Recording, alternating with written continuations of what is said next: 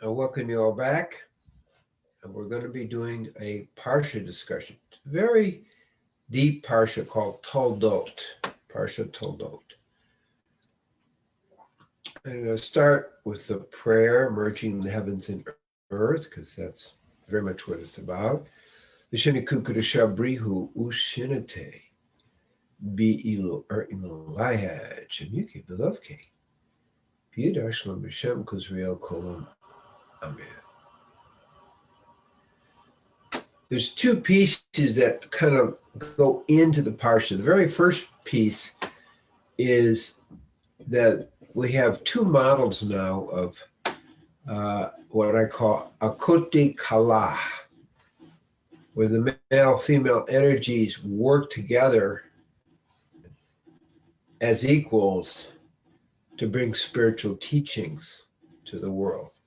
We have Abraham and Sarah, and we have Yitzhak and Rivka. And these are two models of sacred relationship in a world 3,500, 3,600, or 3,700 years ago that was very foreign, just very foreign. So these two are models where the male-female prophetic energies, because all four of them were prophetic in that way, work together to bring the spiritual teachings to the world. Akote kala. This is a first, well, at least in Western history, that the best we know about. So that is a pretty important thing. I'm just going to adjust this a little bit. Okay. That's a pretty important landmark, historical landmark, male, female working together as equals to bring spiritual teachings.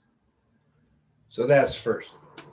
The second principle is the principle of intercollusion. What's that mean? Well, we have at the Akedah, the place where Abraham, the time where Abraham was to offer Yitzhak as an offering to God. Yitzhak was able to be open enough, was very, very Gevurah in his life, to take in Hesed, loving kindness, which is part of Abraham.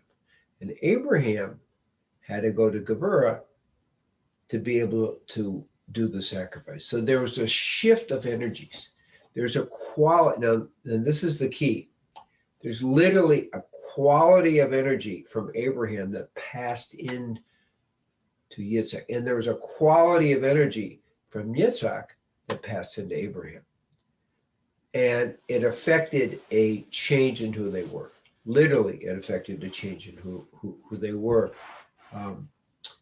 Abraham developing that side of himself, the Gevurah side, the severity, the boundaries, and Yitzhak having more opening and a heart-loving connection. Really profound. Now, why is that profound? Well, that's a story in the past, but we are also saying that happens in the present. I can look back now knowing that principle and saying it has happened to me a variety of times, but in specific, when I was doing a ceremony, a 3-day ceremony, 72 hours without food and water, in a little cave in the Negev desert. At night, on the second night, Abraham appeared to me, and clearly there was a transfer of his energy, two pieces of that energy. One, his powerful loving kindness of all humanity, his service to the world, that is, and the energetics of being a blessing to the world. And the message is to walk before God as a blessing to the world. And the second part was his spiritual warrior energy. That really also entered into me. And I mean it, entered into me, a piece of his beingness entered into me in that way, inter-inclusion.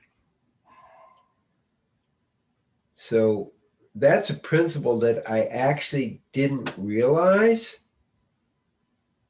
is part of a Torah teaching. And we know when Moses and Devarim 34:9 initiated Yehoshua, and he sent energy to him, and then the Spirit was in Yehoshua. And that is another example. So I didn't realize it was that sophisticated, to tell you the truth. Like, wow, that's impressive. So these are the starting parts of Toledot. It's like, wow, major information. Now, once we get past that, there's another part of Toledot, and there is a teaching, which is the actions of the elders is again played out in today's world. It's Ma'aseh Avot Siman Labanit. And so, even though the Torah was written, 3,400 years ago, 3,300 years ago, the principles, the stories are being repeated again and again. And that's a key thing for us to understand. Now, one of the most powerful principles of that is the play of Rivka's pregnancy. What is that play? Well, she had twins. She had Esau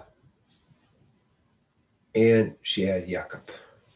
Each of them are archetypical energies. She didn't exactly know what was going on. Well, she'd go to a holy place and she'd have this action in her womb, one of it, and then she'd go to a place by the worship, and this action in the womb going that way. It's like, what is going on? What's wrong with this kid? It wants idols, and it wants holy places. It's like, this is not making sense. Until she realized, as she went to Shem, the son of Noah, also known as Melchizedek, and he helped her understand they were twins.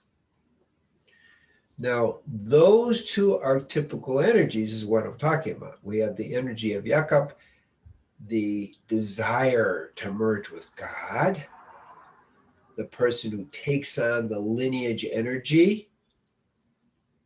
We call El Malchut Shemayim, to take on the connection with divine and to merge into the one.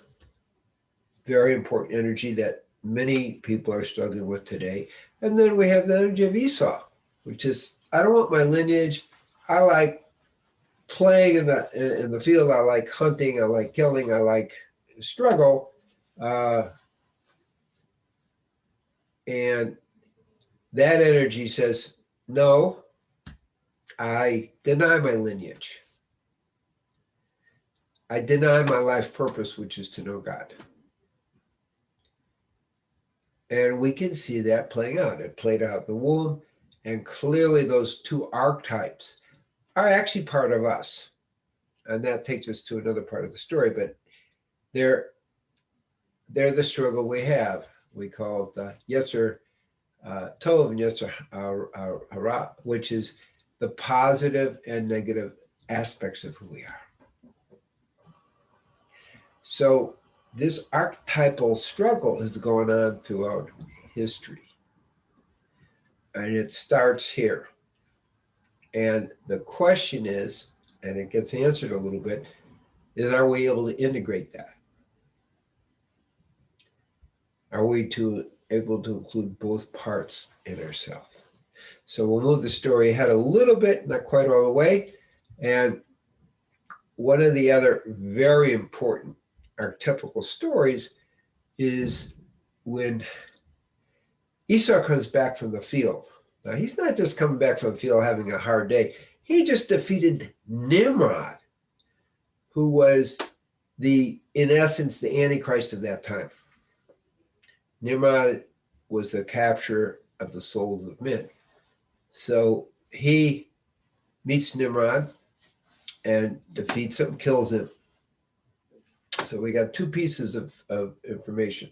He kills him. He takes his clothes, which are from the Garden of Eden. He also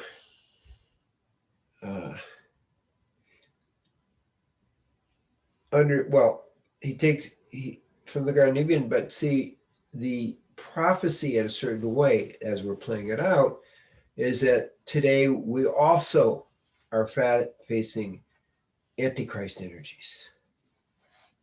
And even though Esau was not the perfect holy boy, to say the least, it's his energy as the grandson of Abraham who will defeat the Antichrist, one world government, globalist energies of today. That's the important message here. It's like, okay, where's this coming from? Yeah, it's Esau and all those energies that will ultimately defeat the what we call historically is the Armalus, another name for the Antichrist. Okay, more biblical, of today. So we need to watch out for that one, because you're talking about Israel defeating the Antichrist energies of all the nations that turn against Israel.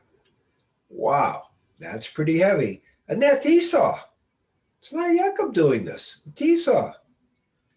So very important to have that insight that the defeat of Armalus, the Antichrist, will come from Israel. So what happens in the past is also what's happening in the future. As if the Torah is a catalog of archetypical energies that keep replaying themselves. So we have the forces of light and dark going on. We have the workings of male and female becoming one, and bringing the light to the world as a unity, and truly amplifying the energy. I mean, this is pretty powerful. So we see throughout history then this struggle, literally from Esau comes Amalek. I think it was the grandson, I'm not positive, but that's an energy that's always opposed Israel. They opposed them when they began to leave Egypt, and they've opposed them throughout history. And that energy is still there. Now, Esau also relates to Europe, and I'm going to also say, I'm going to use the word Rome, because Esau actually, his descendants actually became Rome, and that was partly the destruction of the temple and a temporary destruction of Israel, which obviously has come back again. So we have huge struggle of Esau now. Some people feel Rome also represents the United States, and Esau represents the United States. So that battle is also going on, that struggle between light and dark, which has been going on for thousands of years, but it's kind of reaching a new level of understanding. We're not there yet, but we're going to see it. So Esau comes back. He's defeated Nimrod, the most powerful energy, the globalist of that time, the capture of men's souls. He's defeated him, but he's a little hungry. And he comes back, and Jacob is making lentil soup and red beans and stuff. And he says, I'm really hungry. I'm about ready to starve to death. And Jacob, in an inspired moment, says, well, I'm happy to feed you, but I want your birthright. I want your birthright. You were the firstborn. You came out of the womb before I did. I was holding onto your heel, and I want your birthright. And Esau says, okay, it's a deal. You got my birthright. And ultimately, birthright blessings. but give me some soup already. So he gets the soup, the lentils, and we see this played out today. Take a look at what people eat. How many people are devolving with the junk food that we're given today? That's part of losing, in a sense, our divine mission. Because when you're eating junk food, it creates a junk food mind, and a junk food mind can't make that connection to the divine in the same way. I'm not saying can't ultimately, but it impairs that connection. Clearly, as I've explained, it impairs the movement of Kundalini, or what we call the Ruach HaKodesh. It's like, okay, you're going to eat junk food, and you're going to give up your birthright? So what's our birthright? What are we talking about? Our birthright is to know God.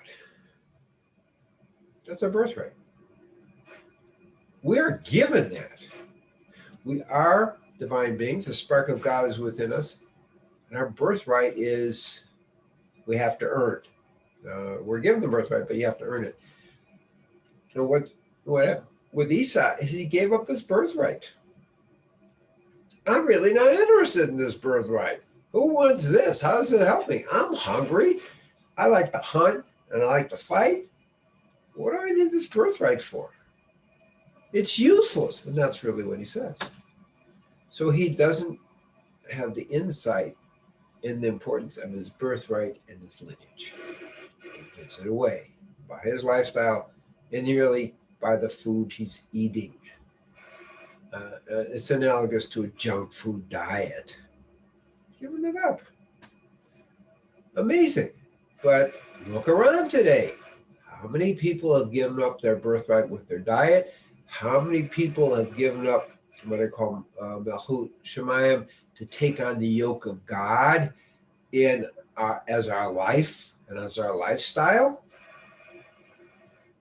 To earn. And we're all given the birthright. They become liberated. We're given that. But you got to earn it at the same time. That's part of the story. What's Esau doing? I'm giving up. I'm not even interested. How does it serve me? What are we seeing today as history repeats itself? How many people out there literally, you just look at the testimonies from Hollywood, have literally sold their souls to the devil for money, power, and fame?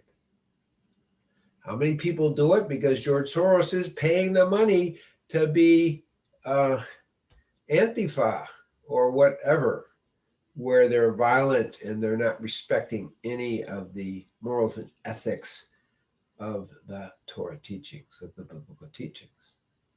This is called giving up your birthright. This is called Esau energy, where we're not willing to take on and earn.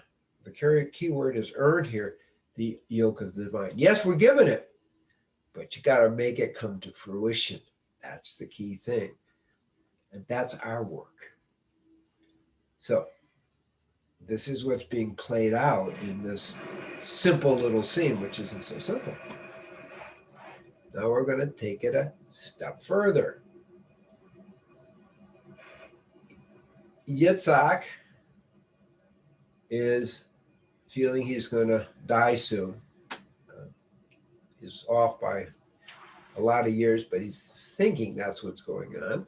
He's now become blind. He dies at 180, and this is like 20, 30 years before that. I don't have the exact number, but he wants to give the blessing of the lineage to Esau as the oldest. And Rivka overhears this. He says, go out in the field, do some hunting, bring me back some really good food, and I'm going to give you the blessing of the lineage. Now, there's a few things. I have to admit, as a parent, I can't believe that Rivka in this site did not talk about the fact that there's Yaakov, who's following the way of God, really the carrier of the lineage, and there's Esau, who could care less. I mean, how is it possible they wouldn't notice that? How is it possible Yitzhak wouldn't notice that? I don't think it's possible. My personal feeling is that this was a very clever way of taking, basically saying to Esau, you haven't earned this. You're not interested in it. So you're not going to get the blessing. But the way it plays out is it says Rivka overheard it. She quickly goes to Yaakov. And this is another play of why the women are so important. So Rivka and women in general are protectors of the lineage. Just think about that for a second. They're carriers of the light between the generations. They're the spiritual teachings that hold the generations together. So Rivka says to Yaakov, well, if you want the blessing, Yaakov is saying, well, I'm not sure. I don't want to lie to my father. I don't want to do this and that. And what does Rivka do? She says, it's on me. If you get cursed, you get fun of, it's on me. I'll take it. That's pretty heroic. Okay. That's very heroic. So she cooks up some really good food with the meat and everything. And he puts on a goat skin thing because he's very smooth skinned. Yaakov is smooth skinned. And Esau, very hairy skinned. Now, part of the play of this is Yitzhak is blind. So that's part of the setup for it, okay? So Yaakov comes, he doesn't disguise his voice very well. He's saying, I'm him. And Yitzhak says, well, who are you? You got the voice of Yaakov in the hands of Yitzhak. What's going on here? Now, who are you is a fundamental question that Yaakov has to answer for himself. Who are you? Are you the rough hands fighter in the fields of Esau? Are you Yaakov living in the tents? And Yaakov is kind of, I'm going to say energetically thrown off. It's like, who am I? So his dad, Yitzhak, is saying, wake up. Who are you? And so there's, are you this? Are you that? But the truth is, he's both. And that's the part of the real mystery of this question. Who are you? Well, you are the hands of Yitzhak. You're the wild man in the field. But you're also Yaakov in the tents, focusing on God. And his question forced Yaakov to take a look at that and understand he's really both.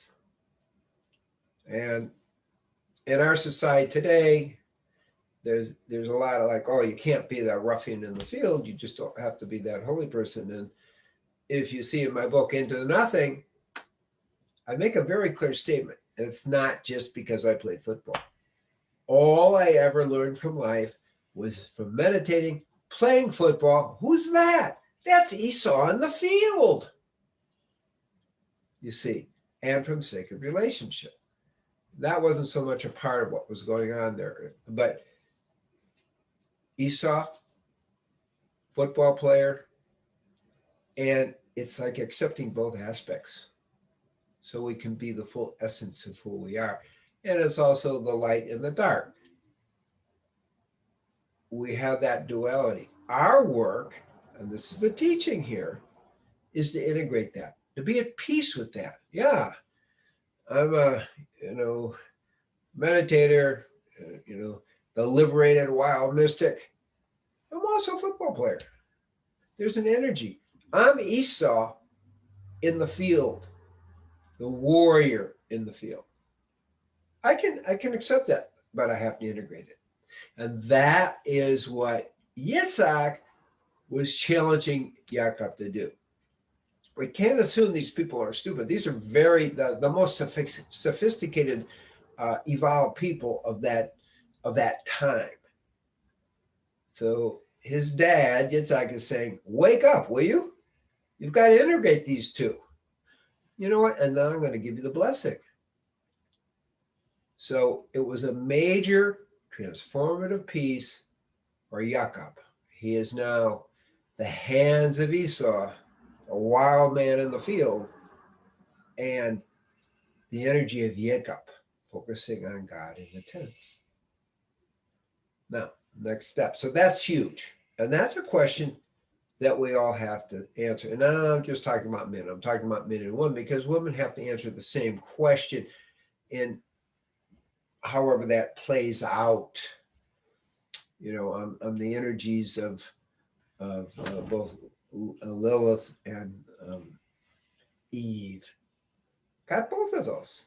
I'm not going to deny that, but I have to integrate them to make it work for me, to be a whole person, to evolve back to God. That's the task that we all have. We are all got the gift. I'm going to say it again, Melchut Shemayim, the energies of earth moving to the heavens, but it's our job to integrate it. That's the task all us human beings have, rather than denying half of ourselves or a quarter of ourselves or however we want to slice it up. Wow, this is so powerful. It is really outlining the spiritual path. Now, next step is he gets the blessing. And there's really two blessings here. Blessing one is, I'm blessing you that whoever blesses you will be blessed, whoever curses you will be cursed. So this is now going from Abraham to Yitzhak to Jacob. They get that blessing. But also you will reign over the kings of your time. And they will listen to you and you will teach them. And they will grow spiritually. At least they have that potential. Now there's a second part of the blessing that Yitzhak said, it's not time to activate this blessing. Now what he said is, at the right time, this blessing will be activated. And I'll explain how it's activated in just a moment. But the blessing is, in the future, you will, all the countries of the world, all the kings of the world will turn against you. Am Israel, because Jacob becomes Am Israel. All the kings and countries will turn against you. And at that time, when you are unified, because you can't do it without being unified, you will overcome them, but you must be unified. And it's the same the way when they received the Torah. They would, the tribes would struggle, this and that, but finally, when they reached Sinai, they were as one. Pretty important. So that is what is needed. I'm not sure for myself, as we're moving to Israel in a week, that may be part of my role. And as in essence, an outsider in this at some point, a political outsider and so forth, how that's going to play out. But all these roles, all these teachings are what need to happen, because there's one other piece I want to share. It's the digging of the wells. So Abraham digs 10 wells. And the symbolism of the well are spiritual teachings. So he's adding levels of spiritual teachings that weren't previously there before. Then Yitzhak comes, and then the Philistines. That's not Palestine.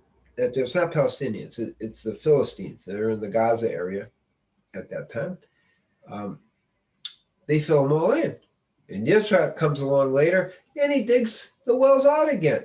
In other words, he's reactivating the teachings of his father, but really the ancient cosmic spiritual teachings of liberation. And then he adds a few more wells on his own. So all of us are, in a sense, like Yitzhak, is that we have to reconnect to the past cosmic spiritual teachings of liberation and then go beyond. That's just part of the spiritual path. So that is also happening, is that we have that, and we're standing on the shoulders of our predecessors, Yitzhak standing on the shoulders of his father, Abraham, and even expanding the teachings of liberation further according to the generation that we live in. So each of us have those wells within us that have been, let's say, implanted by our parents in society and so forth. We have to leave that. So what does it say? Abraham, lech lecha, go to the self. Leave your family's home. Leave your place of birth and go to the promised land. So he could not dig those wells until he went to a new land where he was free of the matrix, using our language. Then he could dig those wells. And in the same way, personally, I'm taking a really close look at that. Like, what wells am I going to be digging here as I move to Israel? So it is really jumping into the unknown for us as well. So this is very dear, this whole story, because it's like, okay, you're following the footsteps of Abraham. You're going to a new land. There's new wells to dig. So that's kind of key. Had to be in a different time, space, location. Now, I am not saying that we all have to leave, wherever we are and go somewhere else. I'm not saying that, but I am saying that I personally am feeling very much aligned with the way of life of Abraham as he imbued the energies into me of that walk before God as a blessing to the world, and also spiritual warrior energies. So I know that's what's true for myself. Okay, can't speak for everybody else. So that's another piece of it. So what we have in Toledot is like a total teaching, the importance of the male-female connection and bringing spiritual teachings to the world, Kala, the importance of passing on the energies, literally parts of ourselves to others. That is what I'm alluding to when we're doing the Shaktipat or Haniha. That's the principle. It's actually a Torah principle, okay? And we're talking about the struggle of light and dark within ourselves that everybody has. And we're talking about taking Melchut Shemayim, the yoke of God on now, and understanding we all are meant to wake up, but we have to earn it. It's not a given. It's not given to us. And that process, struggle of light and dark, and ultimately understanding the role of our role in the world, whether it's just about ourselves or our family, or it's helping to wake up the whole world. So those are the principles. I mean, I can speak to myself. December 21st, 2020, we're working on the entering the Aquarian age. We're creating a meditation. So clearly my Dharma, I'm just speaking for myself, is, hey, your job is to help the best you can to wake up the world to the higher spiritual principles and to bring world unity. That may take a little time, but we contribute to that. That's the point. It's not like I'm bringing world unity. That's not what I mean. But certainly I'm contributing to that. That's my Dharma. So those are the bigger pictures. It's the whole spiritual path. It's the whole meaning of your right livelihood, your Dharma, your life purpose. All that's going on. And so may everyone be blessed that we're able to take all these teachings into our lives and integrate it in a way that elevates us spiritually, that helps us, Melchut Shemayim, elevate to the heavens and accept the yoke of God as a path of liberation. Peace be with you. Shalom, shalom, shalom.